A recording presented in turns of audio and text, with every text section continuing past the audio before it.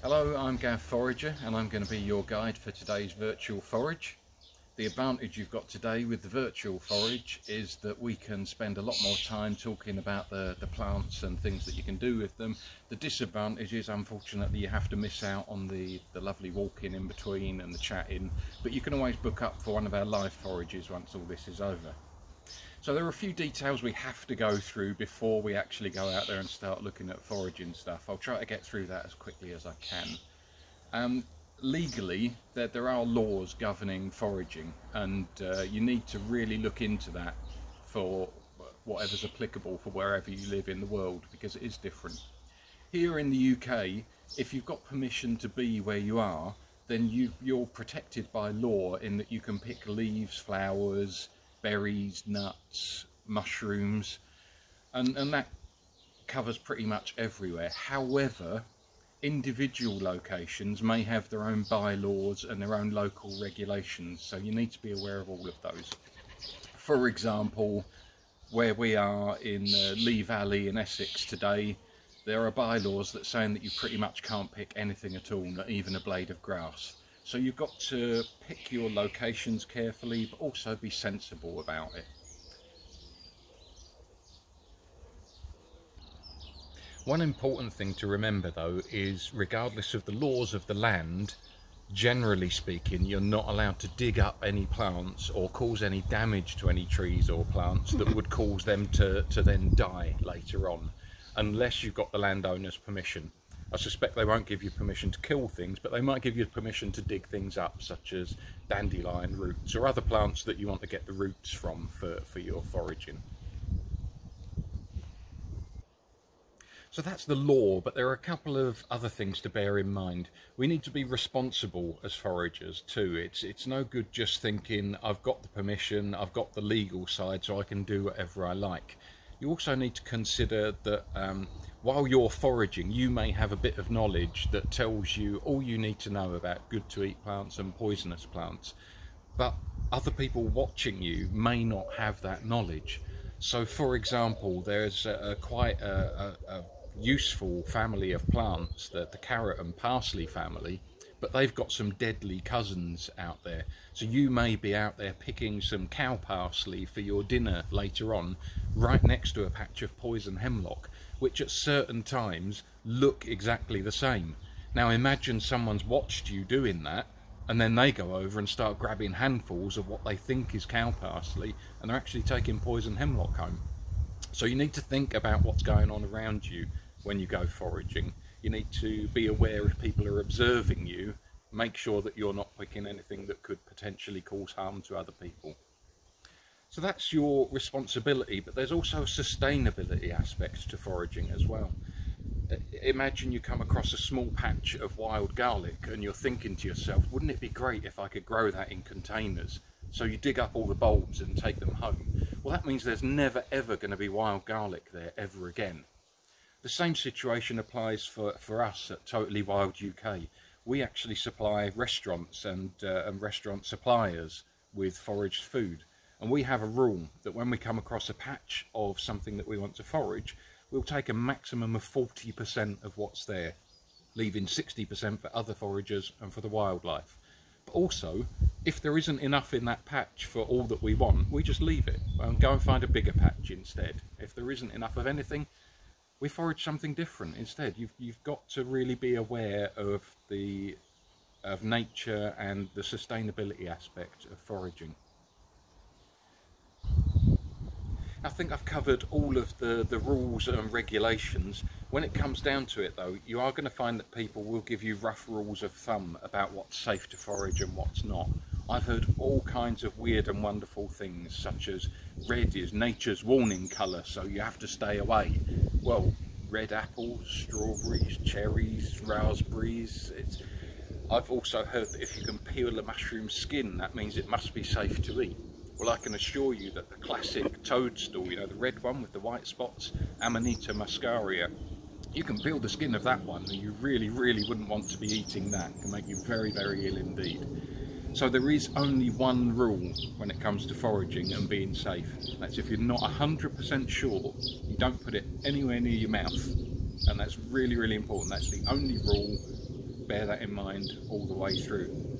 So I think that's covered just about everything, so let's get out there and start looking at some plants. So here we are over at Lee Valley in Essex on the border of London. It's a lovely day in this early May Day bank holiday, so you can get your bearings, what time of year and whereabouts we are in the country. All the ducklings and goslings and cygnets are out at the moment, so it's a lovely time to be out. And so we're going to take a look at some of the edible and medicinal plants that we can find out and about in the countryside. I've picked on this spot because in one small space there's an abundance of food and medicine all around us. Straight away I just have to reach up here, and this is an elder tree.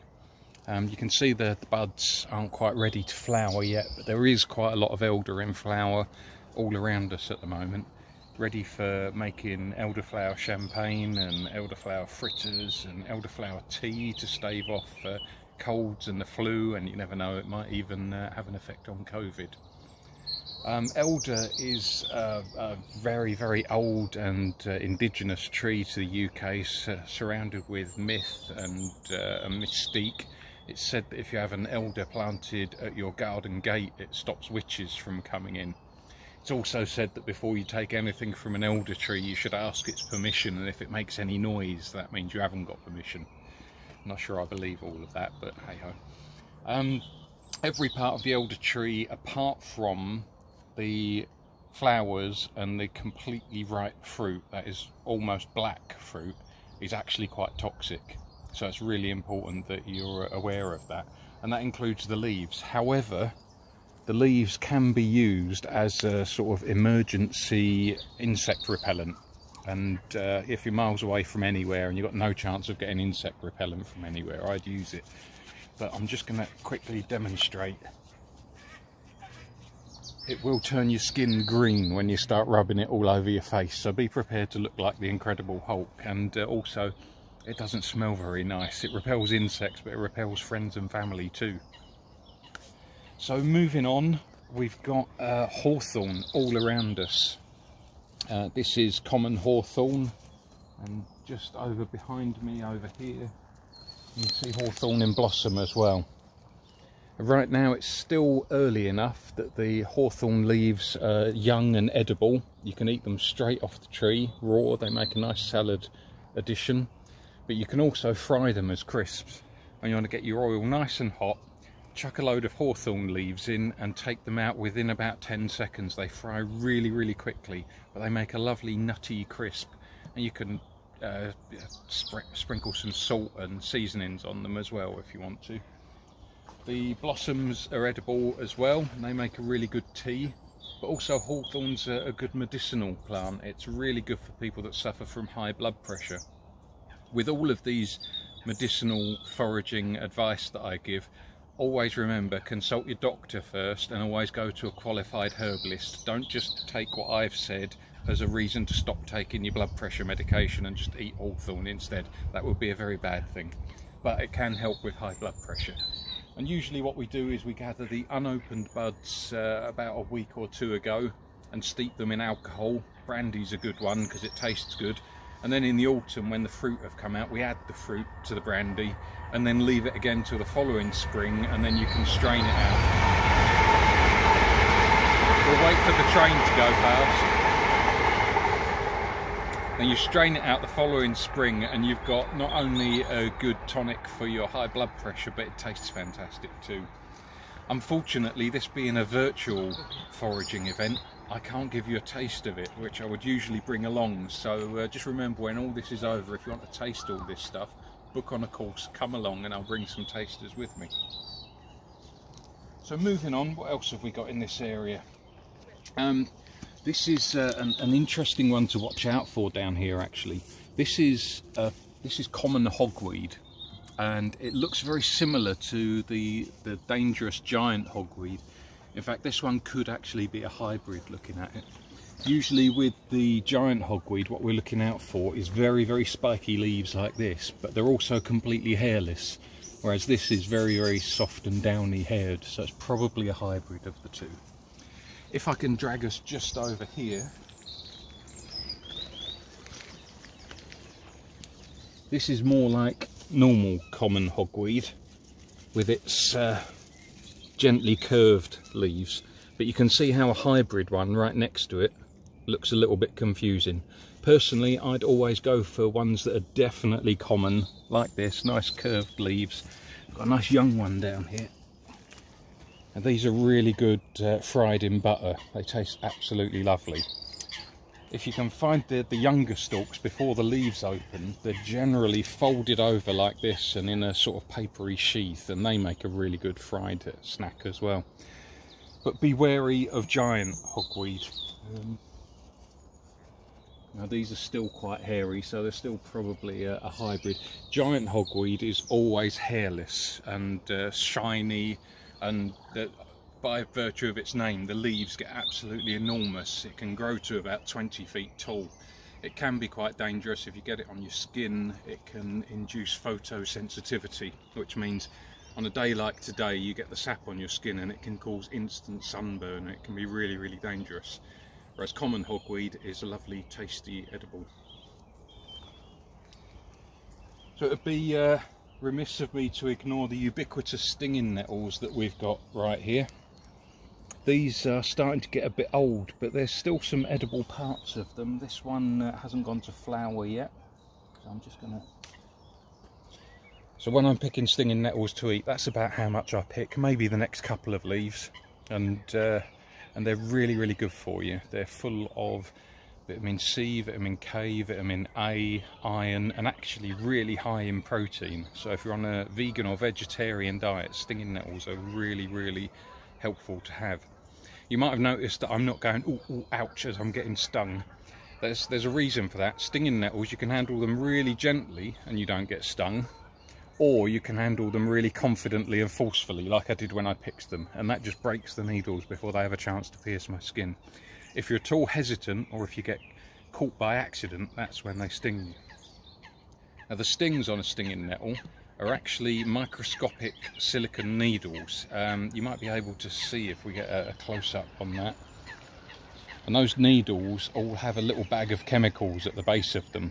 And what you feel when you get stung isn't the needle piercing your skin, it's the bag of chemicals being injected under your skin. So you can either heat the plant to over 60 degrees, which causes the bags of chemicals to burst and become completely harmless. You can ingest the chemicals and it's absolutely fine. It's only when they're injected that they cause harm. Or the other way of dealing with it is to break all the needles. Now this is a trick I always do on my courses, and I don't always get away with it. So what you can do is take a little stinging nettle leaf and hit it really hard. You've got to be confident and break all those needles in one go. Now I'm just rubbing my hands over it now to make sure all the needles are broken, because I'm going to eat it. So you can eat raw stinging nettles without getting stung. And it tastes kind of like spinach but with a nutty aftertaste. It really tastes good. And I can promise you there's no stinging going on there. My hands feel absolutely fine, no stinging in my mouth. We'll wait for the train again. There hasn't been any trains for hours, and then we start filming and they all come. Anyway, yeah, so if you do get stung by stinging nettles, the most common thing that people go rushing for is dock leaves. And as tradition states, dock quite often grows where stinging nettles do. So this is a dock. Let's see if I can pull it up without getting too stung. Now unfortunately it is a bit of an old wives' tale that dock leaves are used to treat stinging nettles. There's nothing in this that will help your stinging nettle stings. And the old way that I've seen people do, where you pick a leaf and just start rubbing it on the stings, absolutely nothing whatsoever in that's going to help, apart from the fact that you believe it's going to help. If you get the very, very base of the dock, and it's a nice, wet, fresh one, I'm giving it a squeeze. I don't know if you can see, there's lots of juices coming out. Those juices will soothe a stinging nettle sting. In fact, I've got stung on my arm a little bit. They will soothe it just by virtue of the fact that it's cooling, but it won't do anything to take the sting away whatsoever.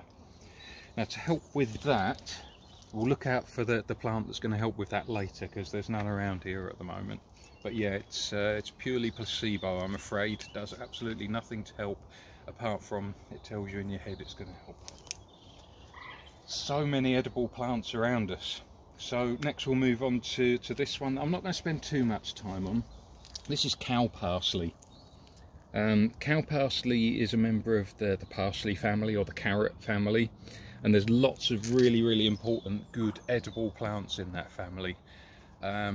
Parsnips, parsley, carrots, coriander, lots of really good herbs and root vegetables. However, there's a few very deadly poisonous plants in that family as well, and one of them looks almost exactly the same as cow parsley. So what I am going to say is this particular family used to be known as the umbellifers. They're the Apiaceae nowadays. They're really not for beginner foragers, so really know your stuff before you start picking on this family of plants. The one that looks a lot like this is called poison hemlock. You might have heard of that, and we'll see some a little bit later on. I'll tell you a little bit about how to tell the difference, but unless you know what you're doing, stay away from this one. So just back over here, I've got another one. I mentioned stinging nettles, and so I'm going to grab this nettle and show you that although it looks like a nettle, I promise you, absolutely does not sting at all. This is actually because it's called white dead nettle. It's a member of the mint family. It's not related to stinging nettles whatsoever. It just happens to have similar shaped leaves.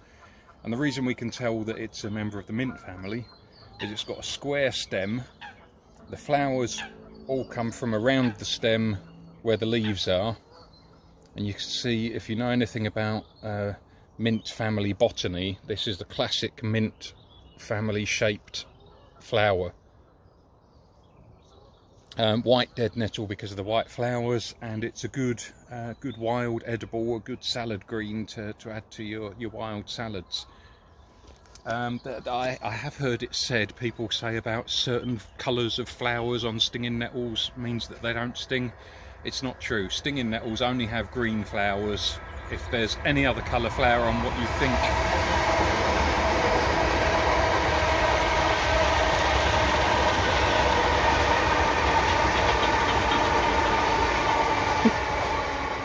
if there's any other colour flower on something that looks like a stinging nettle, it's not a stinging nettle. There's a very good chance it's a member of the mint family. The mint family all have in common that they have bitters, which is really good for your appetite, but they're also usually aromatic and almost always edible.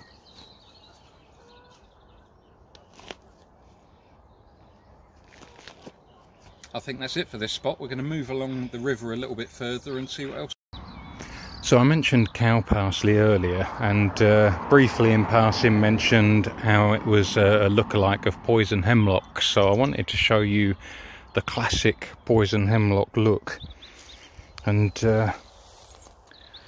as you can see, the leaf structure is very similar to many kinds of parsleys, including cow parsley, but the usual classic giveaway that we're looking for is this red speckled look on the stem.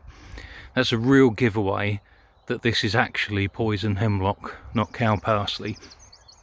Again, if we had smell-o-vision, you'd be able to smell the sort of damp, musty, sort of mouse pea-like smell over here that just permeates the air because there's so much of it around. It's a really big stem of it over here. And yeah, and when you break the stem, you get a really pungent, aftershave-y, sort of nasty smell. So, although it does look very much like a very good edible, it smells so disgusting that I would hope there's no way that you put this stuff in your mouth. Now, we know quite a bit about hemlock poisoning, thanks to the Greek philosopher Socrates. Now, Socrates, massively popular in his time, but with a change of rulership, they didn't like the things that he was saying, and he refused to take it back, so they sentenced him to death. But being a popular guy, they decided to let him choose the method of his own death, and he chose to be poisoned by a brew made from hemlock. And the reason he did that was so that his students could watch him dying and study the effects and learn whatever they could from it. So quite a heroic death really, making sure that something would be learnt from it. And because of that, we know that what happens is from your toes upwards you start to get pins and needles, followed by numbness and then paralysis. And obviously as that moves up your body, gets to your chest cavity, paralysed lungs and heart means death. Apparently he was completely lucid the whole time, completely aware, didn't affect his brain at all, so he was able to tell his students what was going on the whole time. And that's poison hemlock, one to watch out for. Again, a member of the Apiaceae family, or the carrot family, so one really only for experienced foragers. I have to make this quick because I've stopped by a really busy towpath, but I thought it was important to point this plant out to you. It's this one just down here by the riverside. It's from the same family as parsley, celery and parsnips, and I've picked on those three in particular because if you look at the leaves, they bear a passing resemblance to flat-leaved parsley. The stems are very much like wild celery, and the roots come up like wild water parsnips, but it's actually one of the most dangerous plants in Europe. It's very, very poisonous. Enough of it will kill you, but the reason it's so dangerous is because it looks so much like so many other edible plants. It's getting busy down here, so we'll move along to the next plants. So we've just stopped for a little break by the side of the lakes, just off of Lee Valley, and I wanted to point out this tree. This is white willow. The various willows at the moment are responsible for all the fluff in the air that's getting caught up in my beard and getting up my nose and irritating you. And the reason I mention it is because white willow was one of the plants that they first isolated the chemicals from that they used to make the painkiller aspirin, amongst others, including meadowsweet. And of course it's all made chemically nowadays, they don't use the plants at all. But if you've ever tasted aspirin, then you'll know what it tastes like to chew on one of these branches. It's got the same foul, bitter taste, but you can also make a pain-killing tincture by infusing white willow bark in alcohol, and it'll have pain relief effects. Obviously with something like that you need to add something that tastes nice to it to make it go down a bit nicer. While I'm here, right next to me is a plant called pendulous sedge. It's a sedge and it's pendulous. You can see the seed heads hang down like this. And when they're ripe and they turn brown, you can actually strip the seeds off. You need to separate the seeds from their husks, but then you can make a kind of primitive biscuit from it by mixing it with water and heating it up, and make a nice little bit of carbs for while you're out and about. We're also surrounded by a fairly common plant that you'll see everywhere, known as cleavers, goosegrass, sticky willy, sticky weed, and it's called that because I can't even get it off my hand to show you that it sticks to my clothes. It's that sticky. It's edible, but it's not particularly palatable because the reason it sticks is it's got microscopic hook-like hairs all over it. But it is edible, and if you put it in a stir fry, it works quite well. It makes it much more palatable. But it's also a really good medicinal herb. It's really good for helping clearing the lymphatic system. So if you've got slow moving lymph, edema, that sort of thing, this can be really good for getting things going again. And you can make a really good springtime tonic with it by gathering a load of this and a load of stinging nettles, shove them into a 1 pint glass, fill it with water and leave it in the fridge overnight. And in the morning you strain out the plant material, chuck the plant material on your compost heap or on the grass or wherever, and drink the liquid, and it's a really refreshing tonic. Gives you a bit of a lift in the mornings. I should add that it's actually related to the same plant that coffee beans grow on. It's from the same family, and it does actually have tiny amounts of caffeine in it. I believe that in instant coffee there's 2,500 milligrams per 100 millilitres of caffeic acid, so 2,500. In this it's about 90, so you can get the idea that it's a very, very small amount of caffeine, but there is some in there. Now earlier I mentioned with stinging nettles about there's a plant that's better for stings than dock leaves. I've just got to come a little bit back up the bank to find that one, and it's buried here in the grass. Once you've seen it and identified it, you'll probably realise that you've seen it everywhere. This is called ribwort plantain. It's not related to the plantain that you see in supermarkets that looks a bit like a banana. It just happens to have the same name. Now, the way we use ribwort plantain and its cousin broadleaf plantain, I'll point that out later if we come across any, is in what's called a spit poultice. Now, because of current health issues, I'm not actually going to make one today, but you take a leaf and chew it up in your own mouth until it's nice and gooey, and then you just put it on the stings, and it helps to relieve the sting. It's also really good at drawing out splinters and boils and that sort of thing. Obviously you make your own spit poultices, you don't make them for other people, but really good plant. The other good thing about plantain, the leaves and the seed heads, which again I'll point out later if you see any, is they all taste of mushroom, so they make a really good food as well as a good medicine. That's it for now. We'll move along the bank and see you again in a bit. So I talked about ribwort plantain and its seed heads, and these are the seed heads I was talking about. You can eat them as they are, and they've got a lovely mushroom taste. If you've ever had digestive issues and been to a herbalist and been given psyllium husk, for example, it comes from the same family as this. Although I wouldn't advise trying to get the husks off these seeds, it'd take you days and days to make a thimble full. You can get the same effect just by eating them, frankly. I mentioned that ribwort plantain had a cousin, and this is it, it's broadleaf plantain. It can be used in exactly the same ways, and the name comes for obvious reasons, it's a broader leaf. But in common with the ribwort plantain, you can see on the back it's got very distinctive ribs running from base to the top. Interestingly, in the Americas, when the Europeans first started going over there, the First Nation people knew this as white man's footprint, because everywhere the white man went, these weeds popped up all over the place. I said that hogweed leaves and flower shoots are really good to eat while they're still inside their papery sheaths, and this is a good example of what I was talking about.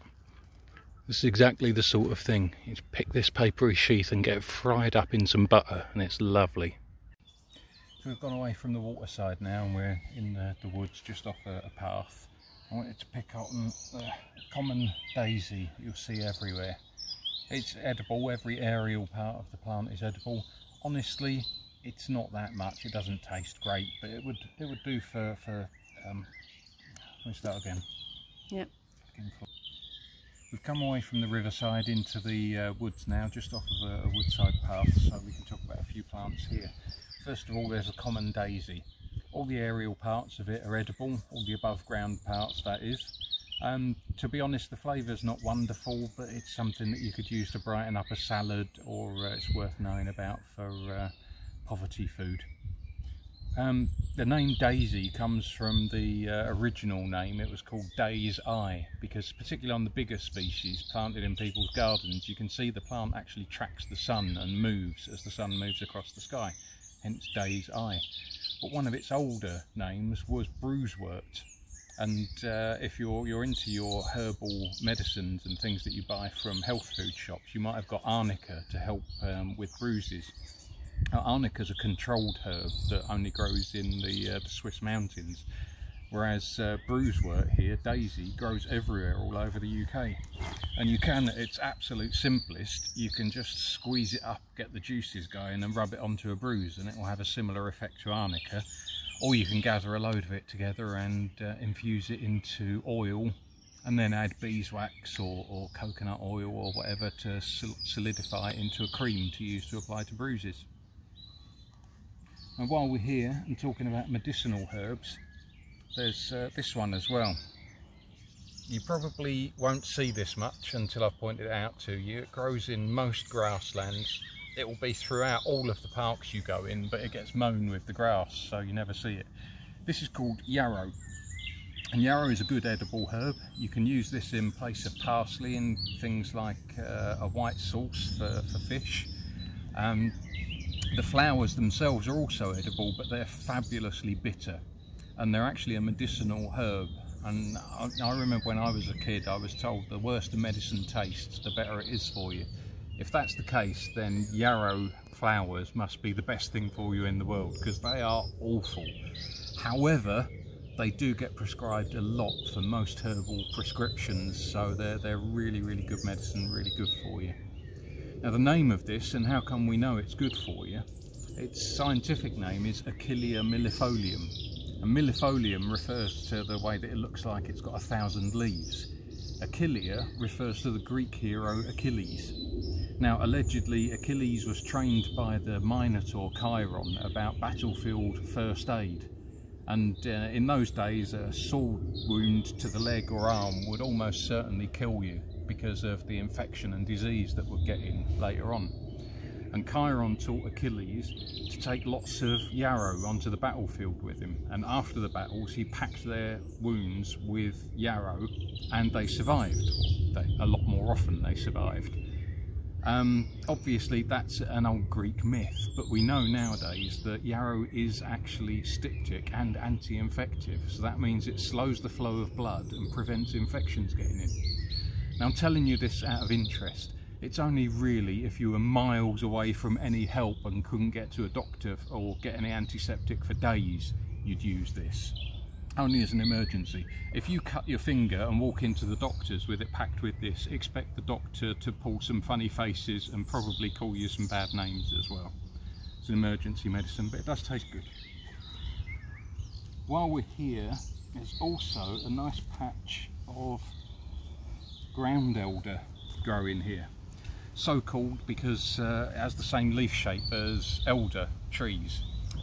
Not from the same family though, but it is edible, unlike real elder leaves. These are part of the carrot and parsley family, so that dodgy family that you have to look out for, but these ones are a good one. On their own, as they are, I don't think they taste particularly good. Once they're cooked, their flavour comes out really well and makes a nice addition to things like mashed potato, pasta, risotto, that sort of thing.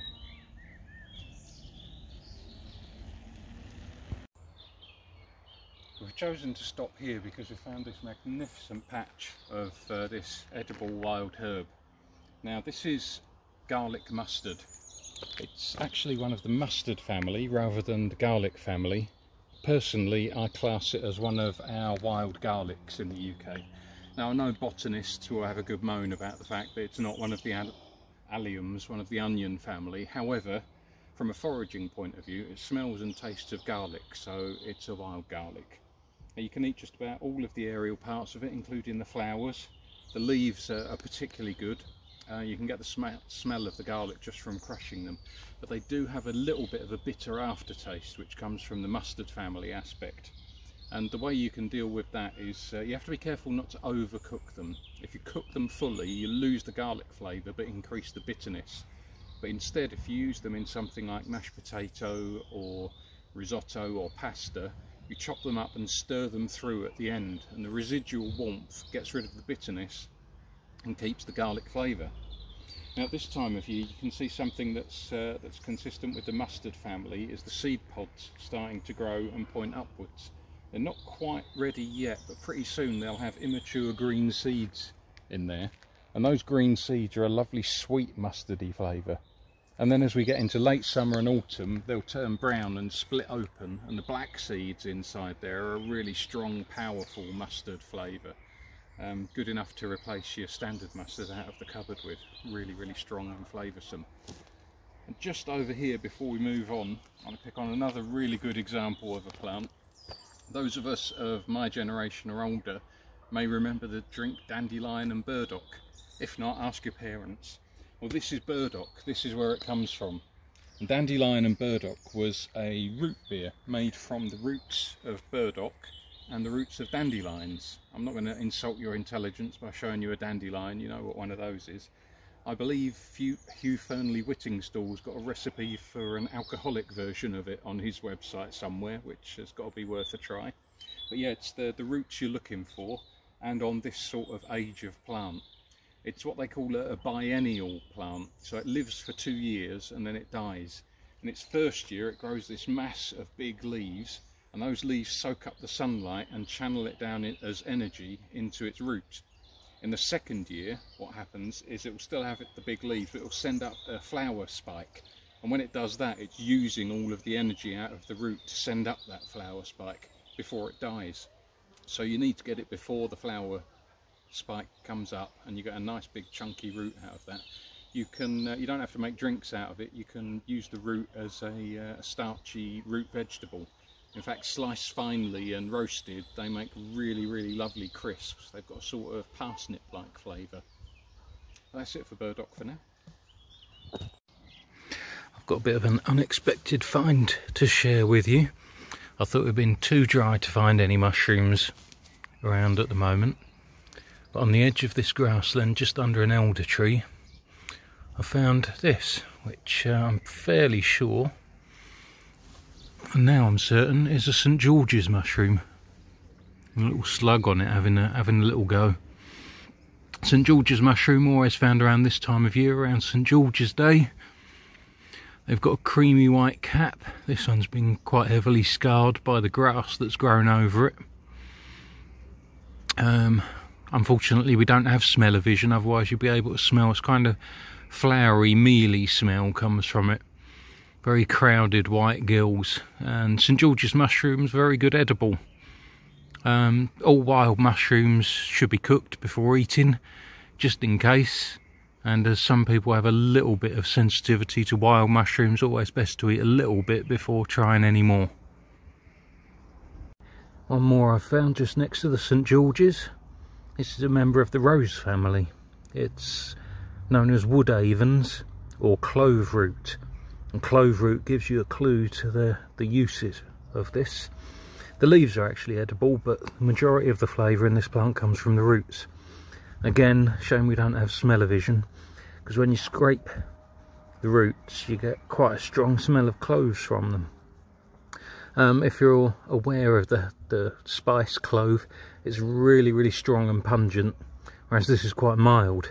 So you can actually chop up these roots and use them in cooking and not have to take them out the way that you would with cloves usually. Also, it's quite good infused into vodka to make a nice winter warmer. That's clove root. Another common plant around the Lee Valley, especially common around waterways. This is a bit of a dry ditch I've found this growing next to. This is comfrey. Occasionally confused with foxgloves when it's in its young growing stage, at which point it's just a bunch of leaves growing outwards from a ground level base. But even then you can still tell the difference, because foxgloves have a very velvety, smooth, hairy leaf, whereas comfrey has really rough, hairy leaves. The reason you might want to tell the difference is because foxgloves are quite toxic, but comfrey is a good edible. When you're looking to eat, because like I say, they've got rough hairs on the leaves, you're looking to get the top few leaves, and the top few leaves are nice and soft and furry rather than hairy and rough, and they've got a sort of cucumber taste, which is quite nice. It's even nicer in a tea. It sounds weird as I'm saying it that hot cucumber flavour would be nice, but I promise you it is. Bees also love comfrey. It's one of the highest nectar producing plants in the UK, so you'll often see bees coming in and out of the flowers. So be careful when you're picking it that you're not taking bees home with you. Medicinally, this used to be known as bone knit in ancient times, and that gives you a clue to its nature. It's fantastically powerful healing herb. There is some controversy about it after a few studies found that laboratory rats ended up getting very ill after being fed comfrey, but it turns out they were being fed the root and huge quantities of the root, whereas in herbalism we only use the aerial parts, we don't use the root, and we only use small amounts in a tea. I'm told that if you visit a qualified herbalist and they do recommend comfrey leaf tea, it will be 3 times a day for a maximum of 6 weeks, just to be on the safe side. But actually, really, you'd have to ingest huge quantities to come to any harm from it. but it is a really, really powerful healing herb and one well worth looking out for. Just behind me, in amongst the garlic mustard, we've got a relative of the garlic mustard. You can see on the garlic mustard we've got these white cruciform flowers, and just next to it we've got these yellow cruciform flowers. That's because this is some kind of wild mustard. I don't know my mustards that well, to be honest. There's a chance this could be an escaped oilseed rape. But regardless, it's still one of the mustards and good to eat, nice pungent mustardy leaves. And then in the winter, sorry, not in the winter, as time moves on, we get towards the end of summer and autumn, there'll be seed pods coming out of it that you can use as well. I've found, it's everywhere, some bramble laying around in the grass here. Now obviously it's not time for blackberries at the moment. However, that's not the only use that we have for brambles. Right now, see these very young leaf shoots here? They do have tiny, tiny thorns on them, but at the moment they're so soft that they can't puncture your skin and you can't feel them. And it's these early leaf growths are actually fantastic to eat as a little trailside snack. You eat them raw, they're a little bit astringent, so they do dry your mouth out. You get them to the back of your mouth, give them a good chew, get your juices flowing, and they give a fantastic savoury sort of blackberry flavour. Really difficult to describe, but one I highly recommend you give a go. It's one of my favourite trailside snacks when there's no fruit on the trees. I found another one of our common poisonous plants down in amongst this bramble and wild rose. These sort of triangular shaped shiny leaves are visible for quite a lot of the year, and then it goes to flower and we see these structures. You can see the thing inside. So this is Arum maculatum, often known as Lord and Ladies. An old-fashioned name was cuckoo pint. Pint was the old English word for penis. I can't think where on earth they got that name from. Anyway, it's very, very toxic. If you were to eat this, what happens is they have really, really fine crystals inside that can pierce your cell walls. So you end up with the most intense, agonising pins and needles in your mouth and tongue. It does pass after a couple of hours, but if you can imagine that sort of damage in your throat, what can happen is your throat can swell up and stop you from being able to breathe, and only hospital treatment will help in that instance. Where the big issue comes with these plants is in the autumn they produce stalks with sort of 10 to 20 bright orangey red sticky looking berries on. I've never heard of any poisoning from this plant, but you could imagine that young children might see them and think that they're some kind of sweetie and dive in and grab a handful. So one to be aware of, but to be avoided. So first of all, we've got a much bigger, more healthy example of broadleaf plantain down here that we mentioned earlier.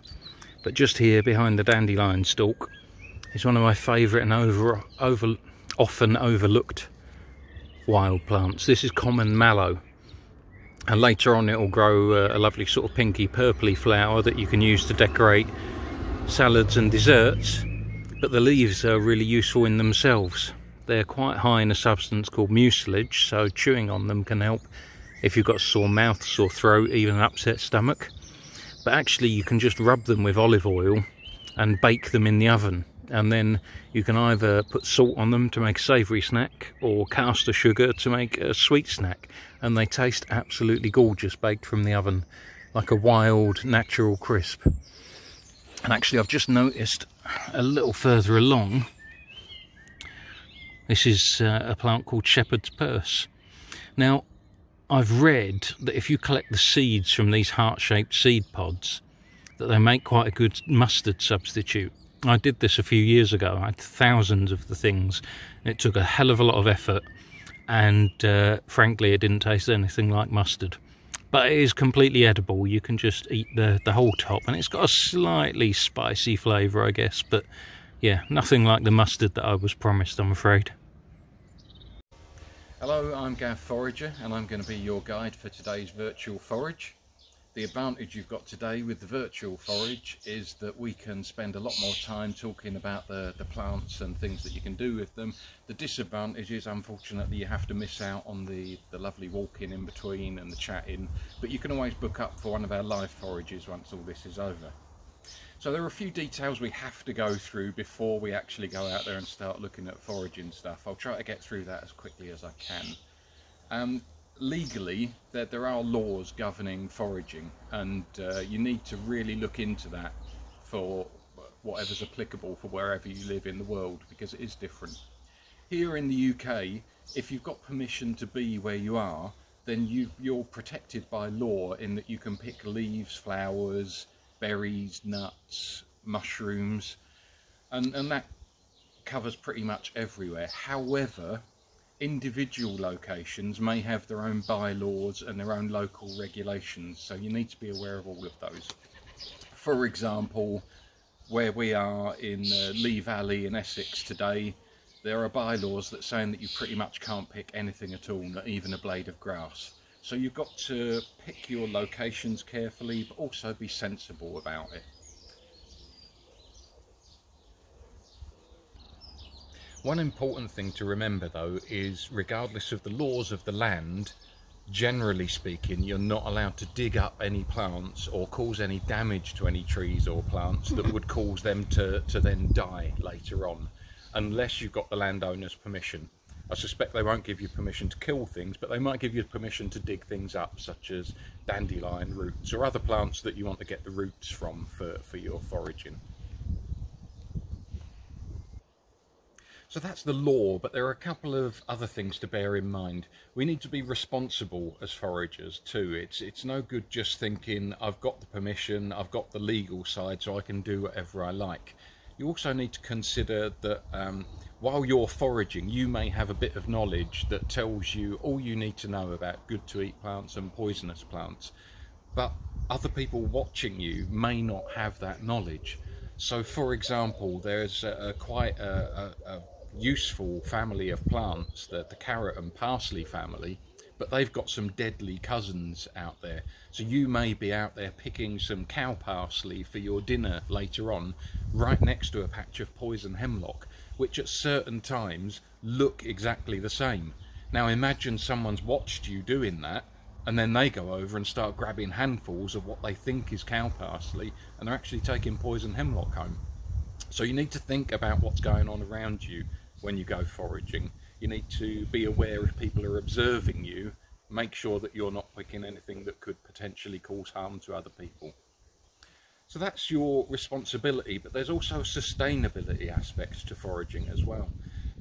Imagine you come across a small patch of wild garlic and you're thinking to yourself, wouldn't it be great if I could grow that in containers? So you dig up all the bulbs and take them home. Well, that means there's never ever going to be wild garlic there ever again. The same situation applies for us at Totally Wild UK. We actually supply restaurants and restaurant suppliers with foraged food. And we have a rule that when we come across a patch of something that we want to forage, we'll take a maximum of 40% of what's there, leaving 60% for other foragers and for the wildlife. But also, if there isn't enough in that patch for all that we want, we just leave it and go and find a bigger patch instead. If there isn't enough of anything, we forage something different instead. You've got to really be aware of nature and the sustainability aspect of foraging.